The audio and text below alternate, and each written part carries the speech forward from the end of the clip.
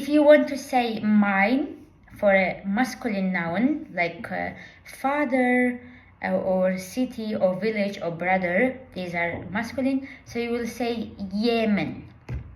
For example, bavete mezine, Yemen ji mezine, Yemen. Okay, Yemen. So same will be yete, yewi, yewe, yeme, yewe, yewan. Okay, and the word, if the word you are referring is feminine, you will say ya. Okay, yamen, yate, yawi, yawe, yabe, yawe, yawan. So for example, defteramın bahaya, expensive. Yate ne bahaya, yours is not expensive. And if you are referring something plural, it will be yen. Okay, yenmin, yente, yenwi.